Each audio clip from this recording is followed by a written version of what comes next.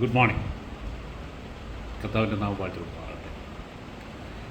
ഞാൻ ഈ ക്രൈസിസ് വന്നപ്പോൾ, ഈ രോഗമാണെന്ന് അറിഞ്ഞു കഴിഞ്ഞപ്പോൾ, കർത്താവിന് കുറേ വചനം കൂടെ, അതായത് നേരത്തെ നമ്മൾ വായിച്ച് നമ്മുടെ മനസ്സിൽ പരിശുദ്ധാത്മാവ് ഡിപ്പോസിറ്റ് ചെയ്തിരുന്ന വചനങ്ങൾ, ആശ്വസിപ്പിക്കുന്ന, ധൈര്യപ്പെടുത്തുന്ന വചനങ്ങൾ, സമയം വരുമ്പോൾ പരിശുദ്ധാത്മാവിന് നമ്മൾ ഈ ഗൂഗിൾ സെർച്ച് ചെയ്യുമ്പോൾ നമുക്ക് കിട്ടത്തില്ല ആൻസർ എന്ന് പറഞ്ഞ പോലെ നമുക്ക് അന്നേരത്തെ ആ സഹായത്തിന്, നമ്മുടെ ബലത്തിനാവശ്യമായ വചനം പരിശുദ്ധാത്മാവ് അത് ഓർപ്പിക്കുന്നു, പോപ്പപ്പ് ചെയ്യും. അങ്ങനെ എനിക്ക് ഒത്തിരി വചനം കിട്ടി.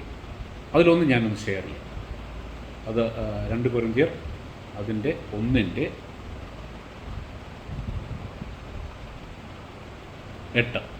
2 Corinthians chapter 1 verse 8. യോസിബിൾ വായിക്കുക. സഹോദരരെ, ഏഷ്യയിൽ ഞങ്ങൾ അനുഭവിച്ച ക്ലേശങ്ങളെപ്പറ്റി നിങ്ങൾ അറിഞ്ഞിരിക്കണമെന്ന് ഞങ്ങൾ ആഗ്രഹിക്കുന്നു. പൗലോസ് പറയാം, മരണഭയം ഉണ്ടാകത്തക്ക വിധം അത്രമാത്രം കഠിനമായും ദുസ്സഹമായും ഞങ്ങൾ പീഡിപ്പിക്കപ്പെട്ടു. അത് രോഗം കൊണ്ടൊന്നുമില്ല. പൗലോസ് ഒത്തിരി ക്രിസ്തുവിന് വേണ്ടി ഒത്തിരി കഷ്ടങ്ങളിലൂടെ സഹിച്ചുപോയി. പക്ഷേ നമുക്കെല്ലാം അതേ പ്രതിസന്ധി ആയിരിക്കണമെന്നില്ല. നമ്മൾ കർത്താവിനോട് നിൽക്കുമ്പോൾ പലതിൽ കൂടെയും നമ്മൾ കടന്നു പോകേണ്ടി വരും. അതാ പറയുന്നത്, മരണഭയം ഉണ്ടാകത്തക്ക വിധം അത്രമാത്രം കഠിനമായും ദുസ്സഹമായും ഞങ്ങൾ പീഡിപ്പിക്കപ്പെട്ടു. എനിക്ക് കർത്താവ് എന്നൊരു വചനം ഇല്ലേ, ആദ്യം കേട്ട് കഴിഞ്ഞപ്പോഴത്തേക്കിന് ഒരു ഭയമുണ്ടായി, ആകെ ഒരു ഭാരം വന്നു, ഇതിന് എന്താ പ്രതിവിധി എന്ന്. എന്നിട്ട് മാത്രമല്ല, ഞങ്ങൾ മരണശിക്ഷയ്ക്ക് വിധിക്കപ്പെട്ടിരിക്കുന്നു എന്ന് ഞങ്ങൾക്ക് തോന്നി. ആദ്യമേ പൗലോസ് അത്ര വലിയ വിശ്വാസി. പക്ഷേ പൗലോസ് നെഗറ്റീവ് ഒന്നും പറഞ്ഞില്ല. പൗലോസ് പറയാം, ഇനി എൻ്റെ അവസാനമായി എന്ന് പോലും ഞാൻ പേടിച്ചു. എന്നിട്ട് അടുത്തത് കേട്ടോ, പവർഫുൾ. എന്നാൽ ഈ ഭയമുണ്ടായതും ഈ പ്രതിസന്ധി കൂടെ വന്നതും എന്തിനാണെന്ന് വെച്ച് കഴിഞ്ഞാൽ, ഇത് ഞങ്ങളിൽ തന്നെ ആശ്രയിക്കാതെ, ഞങ്ങളിൽ തന്നെ എന്ന് പറഞ്ഞു കഴിഞ്ഞാൽ എൻ്റെ ബുദ്ധി, എൻ്റെ അറിവ്, എൻ്റെ സമ്പത്ത്, എൻ്റെ റിലേറ്റീവ്സ്, എനിക്ക് എൻ്റെ കയ്യിലുള്ള എൻ്റേതെന്ന് പറയുന്ന കുറേ കാര്യങ്ങളുണ്ടല്ലോ. ഈ ഞാനും എൻ്റേതും ഇങ്ങനെ സ്ട്രോങ് ആയിട്ട് നിൽക്കുമ്പോൾ നമുക്ക് കർത്താവിൻ്റെ ശബ്ദം കേൾക്കാനോ കർത്താവിൻ്റെ ഇഷ്ടം ചെയ്യാനോ പറ്റത്തില്ല. അതുകൊണ്ടാണ് കർത്താവ് പല പ്രാവശ്യം പറഞ്ഞത്, ഡിനൈ യുവർ സെൽഫ്. നിൻ്റെ ആ ഞാനെന്നുള്ള ഭാവം, നിൻ്റെ ആ ഒരു വ്യക്തിത്വം, നിൻ്റെ ആ ഒരു സ്ട്രോങ് വില്ല് അതൊന്ന് താത്തുപോയി. എങ്കിൽ മാത്രമേ എനിക്ക് നിന്നോട് സംസാരിക്കാൻ പറ്റത്തുള്ളൂ, നിനക്ക് എൻ്റെ ഇഷ്ടം ചെയ്യാൻ പറ്റത്തുള്ളൂ. Take up the cross and follow me എന്ന് പറഞ്ഞു കഴിഞ്ഞാൽ നമ്മുടെ ഇഷ്ടം വിട്ടിട്ട് ദൈവത്തിൻ്റെ ഇഷ്ടം ചെയ്യുക, അതതിൻ്റെ മീനിങ്. അപ്പോൾ ഇത് ഞങ്ങളിൽ തന്നെ ആശ്രയിക്കാതെ, അപ്പോൾ ഇതെല്ലാവർക്കും ഉള്ളൊരു പ്രശ്നമാണ് അല്ലേ. ഒരു പ്രശ്നം വരുമ്പോൾ, ഒരു വിഷയം വരുമ്പോൾ, അതിന് വിശ്വാസിയായാലും ശരി അവിശ്വാസിയായാലും ശരി, ആദ്യം ചെയ്യുന്നത് നമ്മളെ കൊണ്ട് എന്തെല്ലാം പറ്റും നമ്മൾ നോക്കും. നമ്മളിലേക്ക് അങ്ങ് ചുരുങ്ങും, അല്ലെങ്കിൽ നമുക്ക് ചുറ്റുപാടുള്ളവരിലേക്ക് അങ്ങ് ചുരുങ്ങും. അപ്പം നമ്മുടെ ആശ്രയത്തെ ദൈവത്തിലോട്ട് പോകേണ്ടതിന് പകരം നമ്മളിലോട്ട് തന്നെ ഫോക്കസ്ഡ് ആകും. അതാ പൗലോസ് എടുത്തു പറയുന്നത്, ഈ മരണഭയം ഉണ്ടായത് ഞങ്ങളിൽ തന്നെ ആശ്രയിക്കാതെ മരിച്ചവരെ ഉയർപ്പിക്കുന്ന, നോക്കിയാൽ ആ വേർഡിൻ്റെ പവർ വരും, മരിച്ചവരെ ഉയർപ്പിക്കുന്ന, മരിച്ചിട്ടില്ല. പൗലോസ് പറയും, മരിച്ചാൽ പോലും ഉയർപ്പിക്കുന്ന, ലാസറിൻ്റെ കാര്യമായിരിക്കും ചിലപ്പോൾ ഓർത്തത്, മരിച്ചവരെ ഉയർപ്പിക്കുന്ന ദൈവത്തിൽ ആശ്രയിക്കുന്നതിന് വേണ്ടിയിട്ടായിരുന്നു. അപ്പോൾ 2 കാര്യം, ഞങ്ങളിൽ തന്നെ ആശ്രയിക്കാതെ. അപ്പോൾ നമ്മളെല്ലാവരും കേട്ടാൽ നമുക്ക് ബുദ്ധി തന്നിട്ടില്ലേ? ഉണ്ട്.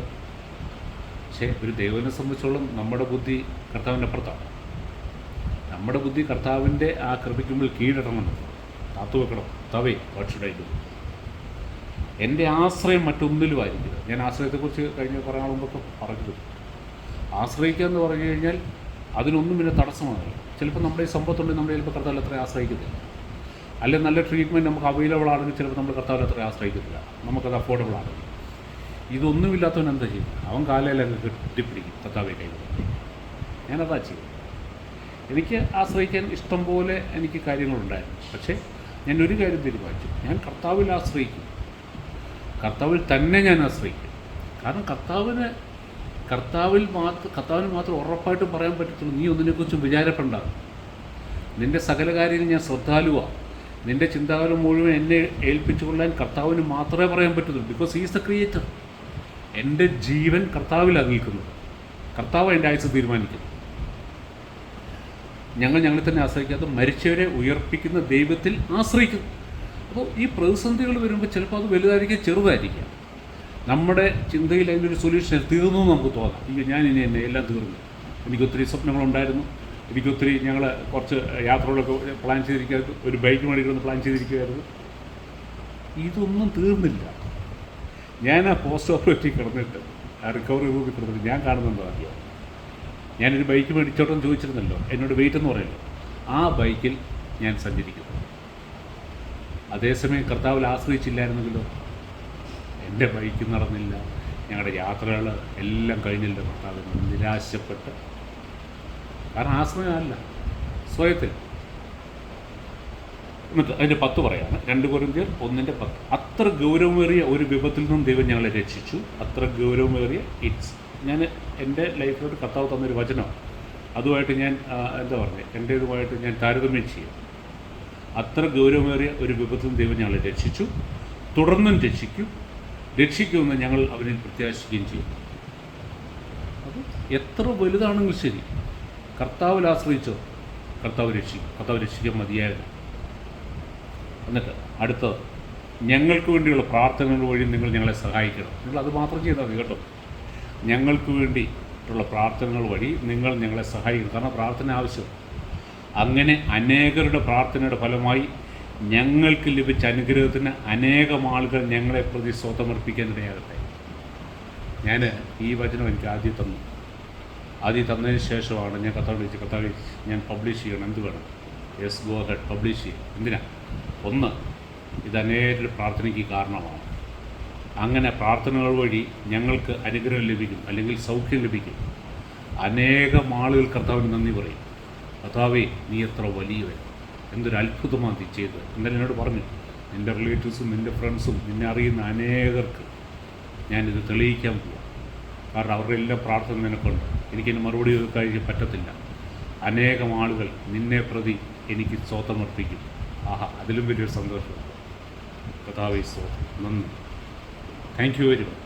ധൈര്യമായിട്ടൊന്ന് പ്രാർത്ഥിച്ചു, കർത്താവ് ഇതൊരു അത്ഭുതമാക്കി മാറ്റും. എനിക്ക് മാത്രമല്ല, ഇതെന്തിനാണ് കടന്നു പോകുന്നതെന്ന് ചോദിച്ചാൽ ഇത് ഷെയർ ചെയ്യാൻ. ഇത് കേൾക്കുന്ന നിങ്ങളിൽ പലരും പല പ്രതിസന്ധി കൂടെ പോകുന്നു. ഇതൊന്നും ആയിരിക്കും, പലതിൽ കൂടെ പോകുന്നുണ്ടായിരിക്കും. പക്ഷെ ഒരു കാര്യം, ആശ്രയിക്കുന്നത് കർത്താവിലാണെങ്കിൽ, സ്വയത്തിൽ ആശ്രയിക്കരുത്, സ്വന്തം ബുദ്ധിയിൽ ആശ്രയിക്കരുത്, സ്വന്തം അറിവുകളിൽ ആശ്രയിക്കരുത്, കർത്താവിൽ ആശ്രയിക്കും. കർത്താവ് വഴി നടത്തും. ചിലപ്പോൾ അതിൽ കൂടെയാണ്, ചിലപ്പോൾ മെഡിക്കൽ സർജറി കൂടെ പോകണ്ടെങ്കിൽ കർത്താവ് നിങ്ങളെ അതിൽ കൂടെ വഴി നടത്തും. പക്ഷെ എൻ്റെ കാര്യത്തിൽ അങ്ങനെയല്ല ചെയ്യും. അതുകൊണ്ട് എല്ലാവർക്കും അങ്ങനെ ആണെന്നില്ല. പക്ഷെ അതിനൊക്കെ അപ്പുറമായിട്ട് കർത്താവിന് നമ്മളെ വിടുവിക്കാൻ പറ്റും. അതാ ഇത് ഞങ്ങളിൽ തന്നെ ആശ്രയിക്കാതെ മരിച്ചവരെ ഉറപ്പിക്കുന്ന ദൈവത്തിൽ ആശ്രയിക്കുന്നത്. കാരണം ഇത് അനേകരുടെ പ്രാർത്ഥനകൾ വഴിയായി ഞങ്ങൾക്ക് ലഭിച്ച അനുഗ്രഹത്തിന് അനേകം ആളുകൾ ഞങ്ങളെ പ്രതി സ്വതമർപ്പിക്കാൻ ഇടയാകട്ടെ. കർത്താവ് അങ്ങനെ തന്നെ ചെയ്യും. കർത്താവ് ധാരാളമായിട്ട്. Thank you all for all your love and prayers.